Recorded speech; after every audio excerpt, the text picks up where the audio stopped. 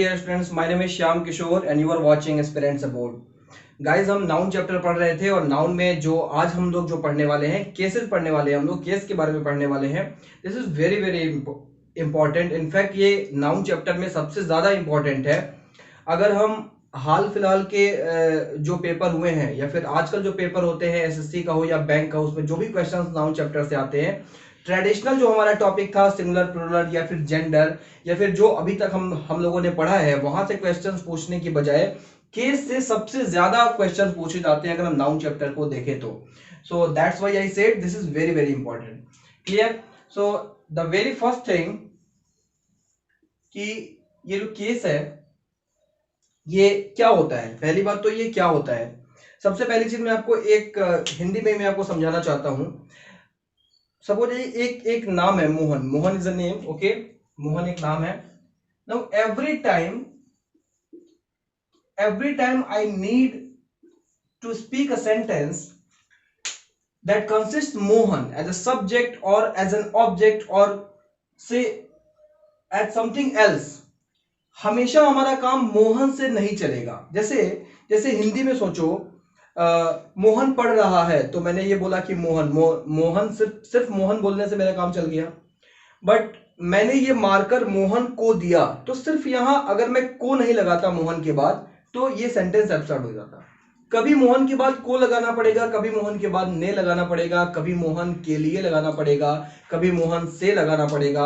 ये जो हम अप्लाई कर रहे हैं ना, ये हिंदी में, ये मैं आपको यही समझाना चाह रहा था कि मतलब कोई भी एक नाउन जो होता है, कोई भी एक वर्ड होता है, सिर्फ एज अ नाउन उससे काम नहीं चलेगा. इसमें कभी ना कभी कुछ ना कुछ ऐड करना पड़ेगा. बट हिंदी में केसेस ज्यादा होते हैं, है ना. हिंदी में केसेस ज्यादा होते हैं. आपने कर्ता कर्म करण ऐसे करके कुछ पढ़ा होगा. तो हिंदी में केसेस ज्यादा होते हैं बट इंग्लिश में उतने केसेस नहीं होते हैं.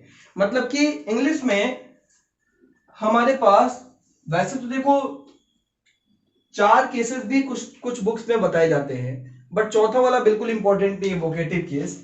ओवरऑल हम अगर 3 केस पढ़े तो हमारा काम चल जाएगा. सब्जेक्टिव केस जिसे हम नॉमिनेटिव भी बोलते हैं. मैं नेम पे बहुत ज्यादा फोकस नहीं करता हूं, बहुत ज्यादा मैं नाम के अंदर नहीं घुसना चाहता हूं. उससे कुछ फायदा नहीं है बहुत ज्यादा, है ना, कि नॉमिनेटिव बोलते हैं या फिर क्या बोलते हैं, है ना. Objective case and the third one and the most important, जहां आप फंसेंगे, जहां आपसे गलती हो सकती है, and that one is possessive case. So ये 3 तरह के केसेस हमारे पास होते हैं. क्लियर?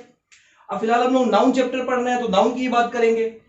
तो नाउन का अगर मैं बात करूं तो कोई भी वर्ड, एनी नाउन, है ना, कोई भी नाउनिक है जो सब्जेक्ट में होता है वही क्या होता है, वही ऑब्जेक्ट में होता है. यानी मैं ये कह सकता हूं कि मोहन ही सब्जेक्ट बनेगा और मोहन ही क्या बनेगा, ऑब्जेक्ट बनेगा.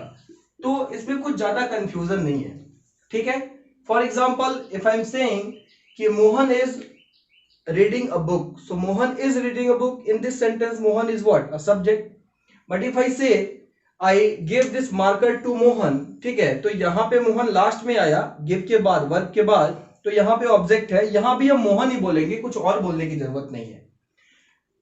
समझ गए होंगे आप मेरी बात. मैं सिर्फ ये कहना चाहता हूं कि सब्जेक्टिव और ऑब्जेक्टिव केस में नाउन का फॉर्म बिल्कुल भी चेंज नहीं होता. प्रोनाउन का होता है, लेकिन नाउन का फॉर्म चेंज नहीं होता. जो सब्जेक्ट है वही ऑब्जेक्ट है. ठीक है, आपको इतनी चिंता करने की जरूरत नहीं है. But if I talk about possessive case, हमें मतलब इंप्रूवमेंट करना पड़ेगा. नाउन में, मोहन में इंप्रूवमेंट करना पड़ेगा. क्या इंप्रूवमेंट होगा? तो मोहन में इंप्रूवमेंट करके हम क्या बनाएंगे. आप यहां पे मैं आपको 2 चीजें बताता हूं. इसमें 2 चीजें आती हैं, एपोस्ट्रोफी एस, है ना, एंड आप उस वर्ड के पहले ऑफ लगाते हैं. So there are 2 things. आप या तो एपोस्ट्रोफी एस लगाओगे या उस वर्ड के पहले ऑफ लगाओगे. नाउन के लिए हम केसेस पढ़ रहे हैं. नाउन के लिए केसेस की बात करें तो या तो आप एपोस्ट्रोफी एस लगाओगे उसके बाद, या फिर उसके पहले ऑफ लगाओगे. तो एक जनरल रूल क्या है? एक जनरल रूल ये है कि लिविंग थिंग्स, यानी कि लिविंग नाउन्स हम बोल सकते हैं. लिविंग नाउन्स जो है उनमें एपोस्ट्रोफी एस लगाते हैं, और जो नॉन लिविंग नाउन है, ये आप रूल बहुत बचपन से जानते हैं. इसमें बहुत ज्यादा कुछ बहुत बड़ी बात नहीं है इसमें कुछ भी, है ना. जो नॉन लिविंग थिंग्स है उसके लिए हम क्या लगाएंगे, उसके पहले ऑफ लगाएंगे. अगर हम थोड़ा हिंदी में देखो क्या है कि ठीक है, हम कई बार सेंटेंसेस का जो मतलब है वो हिंदी में निकालते हैं, तो हिंदी में सेंटेंसेज का मीनिंग क्लियर होना बहुत इंपॉर्टेंट है, और वहां से इस चीज को समझने में बहुत हेल्प मिल सकती है। तो वहां से मैं आपको बताऊं कि एक का सेंस देता है, ये एक का सेंस देता है, क्लियर, एक का सेंस है। तो पॉसेसिव वर्ड का थोड़ा मैंने आपको बताया भी था, पॉसेसिव एडजेक्टिव क्या क्या होते हैं। ये जो पॉसेसिव वर्ड है ये पॉजेस से बना है और इसका मतलब होता है अधिकार होना, ठीक है, ये एक वर्ब है, इसका मतलब होता है अधिकार होना। जैसे इससे नाउन बनेगा पोजीशन, पोजीशन का मतलब अधिकार। जैसे इस डिस्प्यूटेड लैंड पे मिस्टर शर्मा का पोजीशन का, फिलहाल मिस्टर शर्मा का पोजीशन है, मान लो ये सेंटेंस मैंने बोला, ठीक है, कि ये जो डिस्प्यूटेड लैंड है फिलहाल इस पे मिस्टर शर्मा का पोजीशन है, मतलब मिस्टर शर्मा का अधिकार है। सो पोजीशन का मतलब अधिकार होता है, सो पॉसेसिव भी कहीं ना कहीं अधिकार से रिलेटेड है। So if I am saying कि पॉसेसिव केस है, तो एक ऐसा केस है जो अधिकार के बारे में बताता है, जो बताता है कि अधिकार है। So for example if I से मोहन्स कार, इफ आई से मोहन्स कार, तो ये जो फ्रेज है मोहन्स कार, ये हमें बताता है कि ये जो कार है इस पे मोहन का अख्तियार है, मोहन का अधिकार है। समझ ले मेरी बात। और इन केस इफ आई से cap of this marker, so if I say cap of marker, तो ये ऑफ के देखो, जिसमें का बोलना है वो बाद में लगेगा, ऑफ उसके पहले लगेगा। मतलब मोहन का बोलना था तो एपोस्ट्रोफी एस मोहन के बाद लगा, बट मार्कर का बोलना है तो ऑफ मार्कर के पहले लगेगा। तो ये थोड़ा सा ध्यान रखना है, बहुत नॉर्मल चीज है, बहुत ज्यादा कुछ बड़ी बात नहीं है, आप पहले जानते हैं। मतलब हम एक तरह से कह सकते हैं कि हाँ ये जो कैप है इस पे मार्कर का अख्तियार है, मार्कर का अधिकार है, मार्कर का पोजीशन है, that's why we are saying cap of marker, और in case we are saying Mohan's car. Clear है। तो ये तो एक बहुत जनरल सी बात हो गई केस के बारे में। क्लियर। देखो क्या है कि हमारे जो एग्जांपल्स होते हैं उसमें नाउन प्रोनाउन में दोनों के एग्जांपल्स हम साथ में लेके चलते हैं।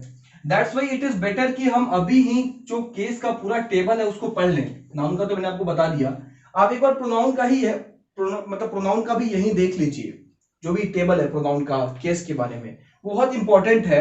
जब हम लोग प्रोनाउन चैप्टर स्टार्ट करेंगे तब भी ये बहुत काम आएगा। क्लियर है। तो एक बार हम केस का टेबल देखते हैं।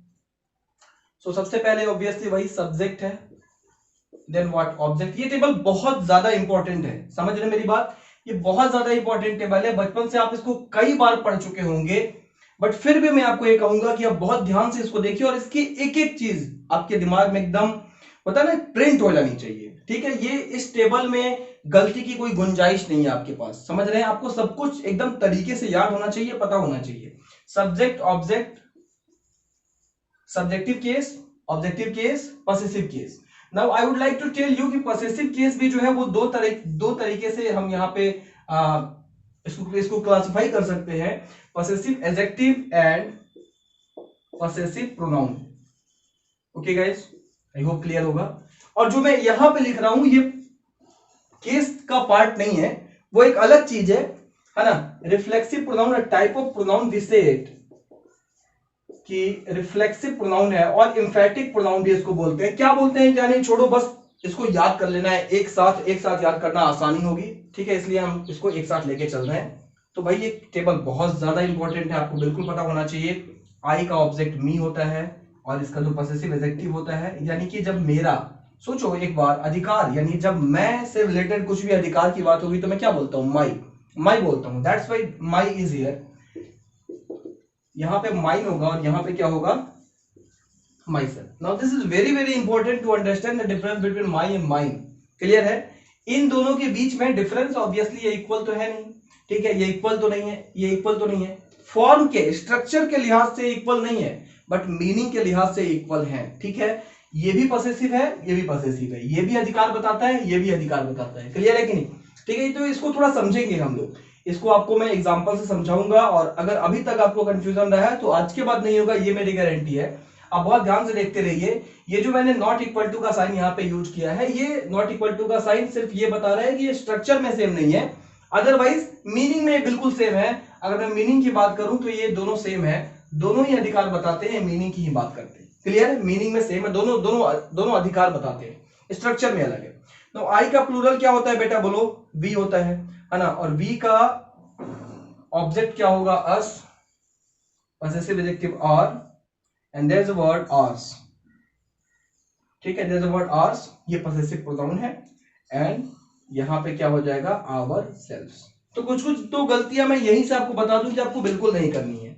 जैसे for example if someone says, ये वाला वर्ड कोई लिख के दे, या फिर आपके क्वेश्चन आए एरर का और उसमें ये वाला वर्ड लिखा हो, ये ऐसा लिखा हो मान लो, अब क्या है कि पढ़ेंगे तो इसको भी आर से पढ़ेंगे ना, इसको भी आर से पढ़ेंगे, क्लियर। या फिर ऐसा लिखा हो आवर सेल्फ, तो भाई आपको ज्यादा सोचना नहीं है, ये दोनों ही बिल्कुल गलत है, बिल्कुल गलत है। क्यों गलत है बोलो, क्योंकि ये जो सेल्फ है, ये सेल्फ हम लगाते हैं लास्ट में जब जब रिफ्लेक्सिव हमें बनाना होता है, बट अगर वो सिंगुलर है तो सेल्फ होगा, अगर वो प्लूरल है तो सेल्फ नहीं होगा, सेल्फ होगा, जो मैंने यहां लिखा है। आप समझ रहे हैं मेरी बात।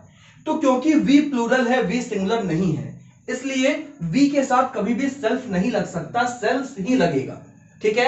और क्योंकि आई सिंगुलर है, इसलिए आई के साथ सेल्फ ही लगेगा, सेल्फ नहीं लगेगा। इज इट क्लियर, आप समझ रहे हैं मेरी बात, ठीक है। तो यहां पे मैं ये कहना चाहता हूं कि ये देखो, ये क्लियर हो गया, ठीक। ये वाला क्यों गलत हुआ, क्योंकि देखो ये एपस्ट्रॉफी एस हम क्यों लगा रहे थे, सोचो एक बार, हम पॉसेसिव बनाने के लिए एपस्ट्रॉफी एस लगा रहे थे, किसी नाउन में लगा रहे थे, क्लियर है। जनरल रूल तो यही है कि प्रोनाउन में एपस्ट्रॉफी एस का यूज नहीं किया जाता है, there are a few exception, उनकी बात हम लोग करेंगे।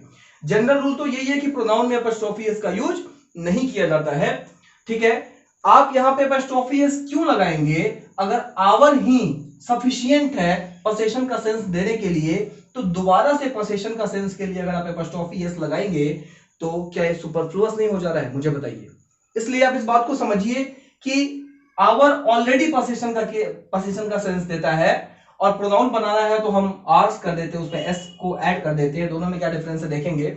बट इसमें एपस्ट्रॉफी एस का यूज तो बिल्कुल भी नहीं करेंगे, 100% गलत है, ऐसा देखते ही काटा जा सकता है, इसमें कुछ भी एक्सेप्शन नहीं है इसका, समझ लो बस। ऐसा अगर दिखे तुरंत काट दो, वही एरर, क्लियर है।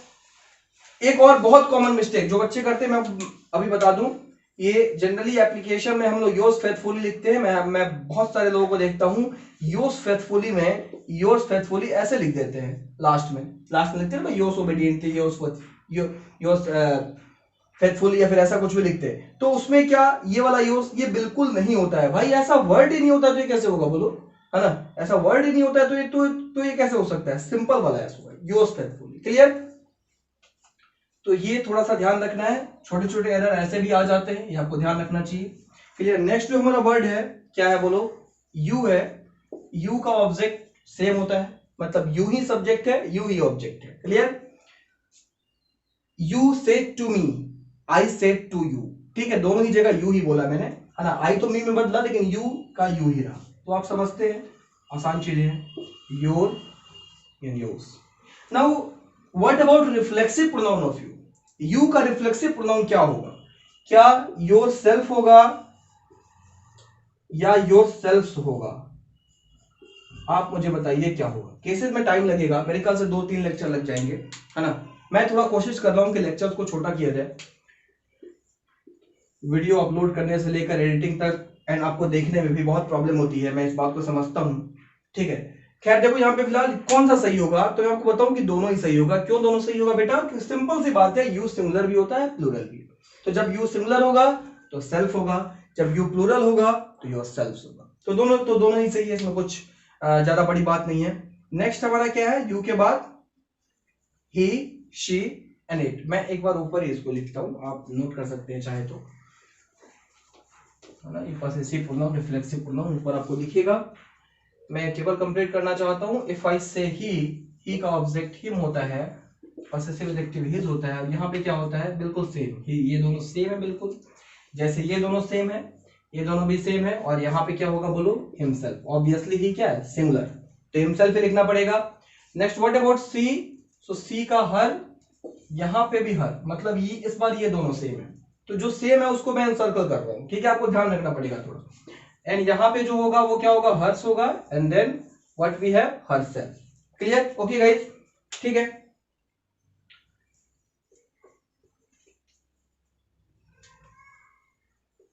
So a few more are remaining. Say if I talk about they, so they का जो ऑब्जेक्ट होगा क्या होगा, them होगा, दे के पसेसिव एडजेक्टिव की बात करूं तो देयर होगा, दे के पसेसिव प्रोनाउन की बात करूं तो देयर्स होगा, and if I say about themselves, obviously यहां सेल्फ लगाना पड़ेगा, reason because they is plural. Clear? Reason ये है क्योंकि दे क्या है, प्लूरल है, इसलिए हमें यहां पे सेल्फ लगाना पड़ेगा। One word remains, it. What about it? It का ऑब्जेक्ट भी इट होता है, this is very important, very important, it का ध्यान रखिएगा, है ना, इट का ध्यान रखिएगा, इट का इट रहता है, इट का अगर मैं पसेसिव एडजेक्टिव की बात करूं तो इट्स होता है। क्लियर है? नाउ इट्स तो ये भी होता है, ये भी इट्स है और ये भी इट्स है, इन दोनों में क्या फर्क है? तो बेटा मैं आपको बताऊं कि ये तो बराबर है, it is the abbreviated form for it is, ये इसका शॉर्ट फॉर्म है। अगर आपको इस का बोलना है ना, पसेसिव यानी का सेंस लाना है, तो आपको बिना एपोस्ट्रोफी के एस लिखना चाहिए, तो यहां पे कौन सा होगा? इट्स होगा। क्लियर है? मेरे ख्याल से क्लियर होगा। इस इट्स का मतलब इट इज होता है, ठीक है, it's a marker. So it's a marker में कौन सा वाला इट्स है? ये वाला it's, obviously it is a marker. यहां पे कुछ होता नहीं है ना, इसको पसेसिव प्रोनाउन की तरह यूज नहीं करते हैं, एंड यहां पे इट सेल्फ होगा। There is one more word I would like to tell you, and that is one. ठीक है, one itself is a pronoun. ठीक है, वन एक प्रोनाउन है। वन का मतलब, जैसे वन का मतलब अगर आप एक समझते हो तो ये एक एडजेक्टिव है। For an example if I say I have one white board, I have one white board, तो यहां वन का मतलब जब वन होता है तो ये एक एडजेक्टिव है। जब वही वन का मतलब हर कोई होता है, one must do one's work, है ना, one must complete one's work, हर किसी को अपना काम करना चाहिए, तब वन वहां पे एडजेक्टिव नहीं होता, वो क्या होता है बोलो? प्रोनाउन होता है। तो ये थोड़ा सा एक डिस्टिंक्शन है, समझिएगा इसको, ये बहुत इंपॉर्टेंट है। वन के बारे में क्वेश्चन बहुत पूछा जाता है। So if I talk about one, one का ऑब्जेक्ट वन ही रहेगा, है ना, वन का ऑब्जेक्ट वन होता है। एंड अनदर इंपॉर्टेंट थिंग, जब ये वन प्रोनाउन होता है तो इसका जो प्लूरल है ना, ये वंस के सेंस में यूज किया जाता है। So one's is the correct word, not when it is an adjective obviously, because we cannot pluralize an adjective, हम एक adjective को pluralize नहीं कर सकते, उसका plural नहीं बना सकते, but when one is treated as a pronoun it can be made plural by adding a s after it. So once ये word possible है, और इसका मतलब जैसे हर कोई तो ज्यादा लोग, ठीक है, once हम बोल सकते हैं, ठीक है, वन वन यहां पे ऑब्वियसली अपॉस्ट्रोफी रहता है ना। ये देखो, अब ये वर्ड में और ये वाले वर्ड में कंफ्यूजन नहीं होनी चाहिए। आपको पता है कि ये दोनों वर्ड में क्या डिफरेंस बताया मैंने। अपॉस्ट्रोफी एस लगा तो बेटा ये पॉसेसिव हो गया, सिर्फ एस लगा तो ये इसका प्लूरल के सेंस में यूज होगा। क्लियर है? बात समझिए कि नहीं बोलिए, है ना। तो ध्यान रखिएगा, वो छोटे छोटे वर्ड है, इस ऐसे यूज नहीं होगा। यहां पे 100% क्या होगा? वन सेल्फ होगा। तो ये पूरा टेबल था, ठीक। और ये बहुत इंपॉर्टेंट है, छोटी छोटी बातों में देखो, इट और इट्स का, ये वाला इट्स और ये वाला इट्स में फर्क, ये वाला वंस, ये वाला वंस में फर्क, ठीक है, वन में ये डिफरेंस। तो ये थोड़ा सा ध्यान रखना पड़ेगा आपको, तब जाके चीजें क्लियर होंगी। क्लियर है? अब जरा ध्यान दीजिएगा,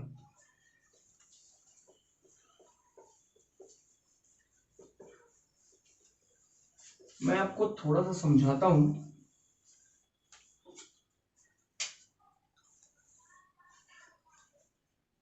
ये जो माई लिखा हूं मैं और माइन लिखा है ना, इस पे आप थोड़ा फोकस करना चाहता हूं मैं, ठीक है। जैसे यहां पे हिज लिखा था, यहां पे हिज लिखा था, यहां पे हर लिखा था, यहां पे हर्ष लिखा था। इन एग्जांपल से थोड़ा मैं आपको कुछ समझाना चाहता हूं, ठीक है। और भी बहुत सारे थे, possessive adjective and possessive pronoun. For example if I से दिस इज माई मार्कर,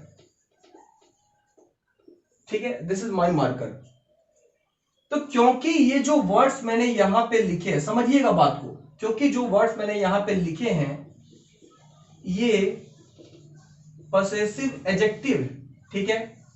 और आपको अब तक इतना तो पता होगा, अगर आपने मेरे सारे वीडियोस देखे या नहीं भी देखे हुए, बहुत बेसिक बात है कि एडजेक्टिव्स को हम नाउन के पहले यूज करते हैं, ठीक है। इतना तो आपको पता होगा कि एडजेक्टिव्स को हम नाउन के पहले यूज करते हैं।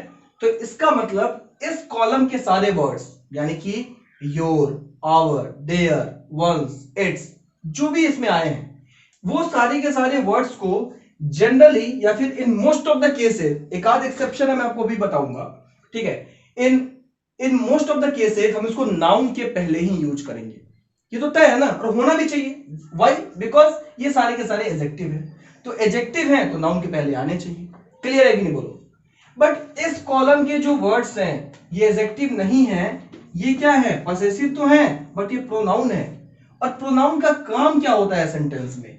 या तो सब्जेक्ट बनेगा या तो क्या बनेगा बोलो, ऑब्जेक्ट बनेगा। यानी कि जब इस कॉलम का वर्ड रहेगा तो नाउन के पहले यूज होगा क्योंकि वो एडजेक्टिव है, बट इस कॉलम के जो वर्ड्स है पॉसेसिव प्रोनाउन यानी हर्स, आर्स, देयर्स, ठीक, वो जो वर्ड्स हैं योर्स, ये वर्ड सेंटेंस में प्रोनाउन की तरह यूज होंगे, यानी या तो सब्जेक्ट बनेंगे या तो ऑब्जेक्ट बनेंगे।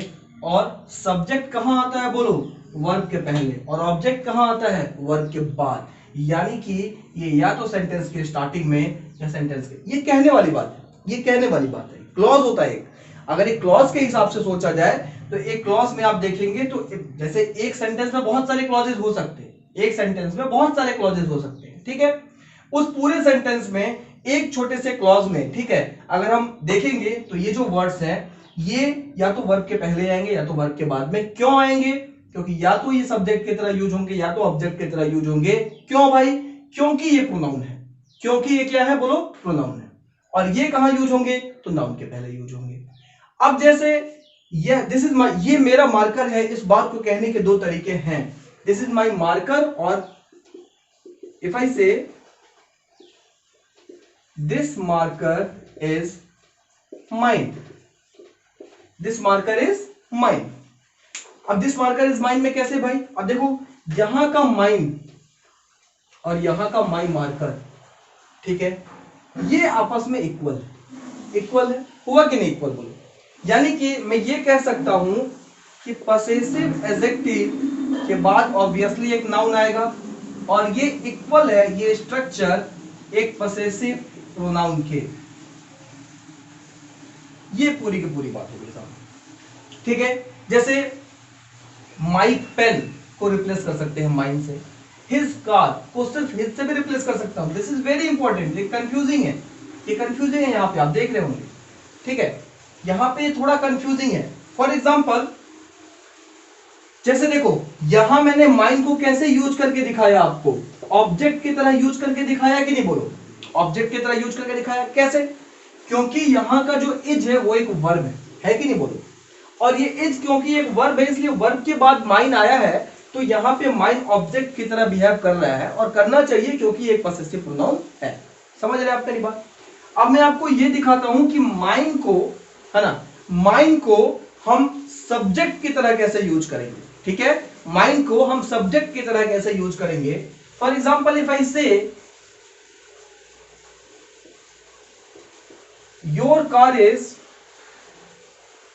या फिर इफ आई से your car runs on petrol but mine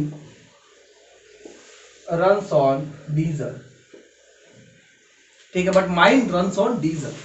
So in this sentence see here your car run, ठीक है, ये your क्या है? पॉसेसिव एडजेक्टिव है, तो इसके बाद नाउन आया भाई, ये स्ट्रक्चर देखो, योर कार रन्स ऑन, यानी ये पॉसेसिव एडजेक्टिव है, ये उसके बाद नाउन है, एडजेक्टिव नाउन के पहले आना चाहिए, फिर वर्ब है, यानी वर्ब है, ये सब्जेक्ट है, ये adjective. Clear? On petrol but mine, यहां माइन का मतलब है क्या बोलो? यहां माइन का मतलब माई कार ही तो है बोलो, बट एक तरह से माई कार का मतलब माई कार को रिप्लेस कर दिया माइन से, दो वर्ड के बदले एक वर्ड से हमारा काम चल जा रहा है। प्रोनाउन का तो यूज ही यही है ना, बोलो प्रोनाउन का यूज है क्या? नाउन को बार बार ना लिखना पड़े, तो यही तो प्रोनाउन का यूज है, और वैसे ही ये यूज हो रहा है। समझ रहे मेरी बात? दूसरा क्या, यहां पे रन्स लिखा हुआ है, रन्स वर्ब है कि नहीं बोलो? और वर्ब के पहले आ रहा है तो ये सब्जेक्ट है कि नहीं बोलो? और ये सब्जेक्ट हो सकता है कि नहीं बोलो? बिल्कुल हो सकता है ना। अगर इस माइन की जगह पे मैं माई लिखूंगा तो क्या सही होगा? बिल्कुल गलत हो जाएगा। माई लिखेंगे तो कार लिखना पड़ेगा, वरना सीधा सीधा माइन लिख दो, बात खत्म। बोलिए समझ में आ रहा है कि नहीं? क्लियर है कि नहीं बोलिए, है ना। तो इन दोनों में ये डिफरेंस है, ठीक है, इस कॉलम में और इस कॉलम में ये डिफरेंस है, ये आपको पता होना चाहिए, इसको समझना चाहिए, ठीक है। आप सिर्फ इतना ही बात याद रखेंगे जो मैंने आपको अभी तक बताया, तो आपसे गलती नहीं होगी, ठीक। आपको सिर्फ ये याद रखना है कि पॉसेसिव एडजेक्टिव है तो नाउन के पहले आएगा, और इन दोनों को रिप्लेस कर सकते हैं सिर्फ एक बार पॉसेसिव प्रोनाउन का यूज करके। वही प्रोनाउन का पर्पस है, प्रोनाउन होता ही इसलिए है क्योंकि वो नाउन को मतलब ओमिट करे, नाउन को एक तरह से क्या करे, नाउन का ओमिशन में हेल्प करे, वो नाउन को हटा सके, हम आराम से सिर्फ एक वर्ड यूज कर पाए। यही पॉसेसिव प्रोनाउन का काम है। क्लियर है गाइस? तो बहुत सारे लोगों को इसमें कंफ्यूजन होता है, ठीक है, लेकिन आपको कंफ्यूजन नहीं होना चाहिए। आप बहुत ही बारीकी से चीजों को समझ रहे हैं और आप मेरा एक एक लेक्चर अगर देखिए तो आपको कंफ्यूजन नहीं होना चाहिए, ठीक है। फिर भी आपको कंफ्यूजन है तो देखो, सबसे पहले तो आप मेरे जो पुराने लेक्चर से आप उनको देखिए, दिस इज वेरी इंपॉर्टेंट, ठीक है। इन चीजों पे, ये इतनी बेसिक चीजें हैं कि मैं यहाँ पे बहुत हॉचपॉच नहीं करना चाहता, पहली बात। दूसरी बात ये है, मैं बिल्कुल भी जल्दी में नहीं हूँ, ठीक, मैं बिल्कुल भी जल्दी में नहीं हूँ। अगर आप जल्दी में हैं तो थोड़ा सा धैर्य रखिए, ठीक है, कि अरे इतना समय हो गया, नाउन नहीं चल रहा है, कब चलेगा प्रोनाउन, कब चलेगा एडजेक्टिव। बस जो मैंने बात आपको शुरू में बोली थी, है ना, शुरू में जो मैंने आपको बात बोली थी, क्या बोला था मैंने आपको, we will gain momentum, just have patience, patience रखो, मोमेंटम गेन करेंगे हम। एक लंबी रेस है, शुरू में थोड़ा धीरे भागो, बाद में तेज भागेंगे, ठीक है। ये जब कॉन्सेप्ट बिल्ड करते हैं ना, जब एक मकान बनता है, जब एक घर बनता है, तो ऊपर की जो दीवार होती है ना, ऊपर वाली दीवार वो बहुत तेजी से बनाई जा सकती है, वो थोड़ी कम विड्थ की बनाई जा सकती है। बट अगर नींव बनाने में, है ना, वो बेस बनाने में अगर आपने गलती कर दी तो फिर समझो कि उसकी जो पूरी की पूरी इमारत जो है वो एक कमजोर कड़ी साबित होगी। समझ रहे हैं कि नहीं मेरी बात? तो वही बात है, मैं बिल्कुल भी जल्दी में नहीं हूं। मैंने सिर्फ आपको एक टेबल पढ़ाया है, मैंने सिर्फ आपको इस टेबल में पॉसेसिव प्रोनाउन पॉसेसिव एडजेक्टिव का डिफरेंस बताया है। आप पढ़िए, आपके पास जो भी बुक है, जो भी बुक आपके पास है, आप उसको पढ़िए, अपने डाउट खोज खोज के निकालिए दिमाग से, जो जो आपको आज तक सही लगता था या गलत लगता था, या फिर अपने एग्जाम्पल पूछिए। आप यहाँ या तो कमेंट बॉक्स में पूछ सकते हैं, खुद इस वीडियो के नीचे आप कमेंट करके अपना डाउट पूछ सकते हैं, या फिर आप ये भी कर सकते हैं कि आप टेलीग्राम पे, अगर अभी तक आपने ज्वाइन नहीं किया है तो आप प्लीज प्लीज प्लीज इसको ज्वाइन करिए, है ना। इसमें आपका ही फायदा होगा। इस पे हर सब्जेक्ट की इनफैक्ट हर टॉपिक वाइज भी क्विज होती रहती है, मिसलेनियस क्विज भी होती रहती है ना। और ये बहुत इंपॉर्टेंट है, यहाँ से आपको हर दिन आप प्रैक्टिस में बने रहेंगे गाइस। अगर आप कोई क्लास पहले जाते थे किसी कोचिंग में, अभी आप नहीं जा पा रहे हैं, आपको उसको मतलब एक तरह से उसको कंपेंसेट कर देंगे हम लोग, बिल्कुल, है ना। उसकी भरपाई हो जाएगी, आपको हर दिन कुछ काम मिलेगा, कुछ क्विज होगा, डिस्कशन होगा, बहुत सारी चीजें हैं, बहुत सारा आपको फायदा होगा।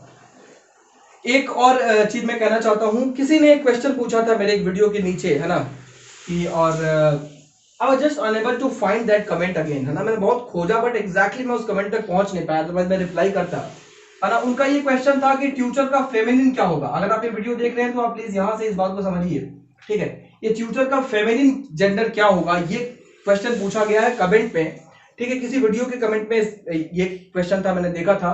मैं एग्जैक्टली उस कमेंट को फिर लोकेट ही नहीं कर पाया कि वो कौन से वीडियो पे था, कहां था। I don't know how did this happen, but हाँ, मैं आपको यहाँ पे आपका सॉल्यूशन बता रहा हूँ सर।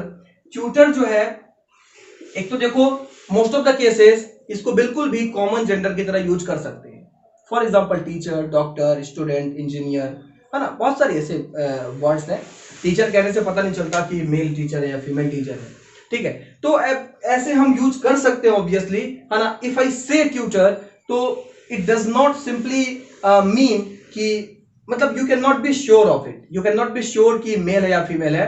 हमारा जो बिहेवियरल है, मतलब बिहेवियरल लैंग्वेज है, व्यवहारिक जो हमारी भाषा है, उसमें फ्यूचर वर्ड कॉमन जेंडर की तरह यूज होता है, और कॉमन जेंडर होने में कोई प्रॉब्लम नहीं है, बिल्कुल सही है। बट इफ आपको इसके लिए स्पेसिफिकली आपको फेमिनिन जेंडर का वर्ड चाहिए, तो उसको हम ट्यूटरस बोलते हैं, ट्यूटरस बोलते हैं, ठीक है। ये आपके क्वेश्चन का आंसर है। जैसे हम लाइन का फेमिनिन जेंडर लाइनेस होता है, ठीक है, मिस्टर मिस्ट्रेस होता है, एक्टर एक्ट्रेस होता है, ट्यूटर का ट्यूटरस होता है। ये एक स्पेसिफिक वर्ड है उसके लिए। अदरवाइज हमारे व्यवहारिक ज्ञान में, व्यवहारिक भाषा में, हमारे डेली लाइफ में ट्यूटर वर्ड को कॉमन जेंडर की तरह यूज करते भी है। तो ये आपके क्वेश्चन का आंसर है, बिल्कुल। ये it feels very good when आप क्वेश्चन पूछते हो, कमेंट करते हो, और कमेंट करते रहा करिए, है ना।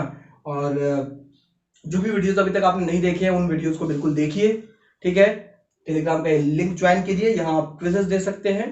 और भाई सबसे ज्यादा इंपॉर्टेंट, हमेशा मैं यही कहता हूँ ना, स्टे हेल्दी, स्टे हैप्पी, है ना। जितना ज्यादा हो सकता है घर पे रहो, जब तक कि एकदम अर्जेंट ना हो बाहर निकलना। ठीक है, जो बाहर निकल रहा है उससे पूछो कि प्रॉब्लम, मतलब बाहर निकलते हुए कैसा लग रहा है। ठीक है, तो अगर आप घर पे है तो आप लकी है, आप घर पे रहिए, आपके पास कोई काम नहीं है, पढ़ने का काम है, तो so you are the lucky one. ठीक, चलो, all the very best, and thank you very much for watching this video, and please like this video, share this video among your friends and among your cousins, among all the other people who are preparing for banking and SSC examinations, and subscribe to my channel if you are new to it, and press the bell icon to get regular notifications. Thank you very much, guys.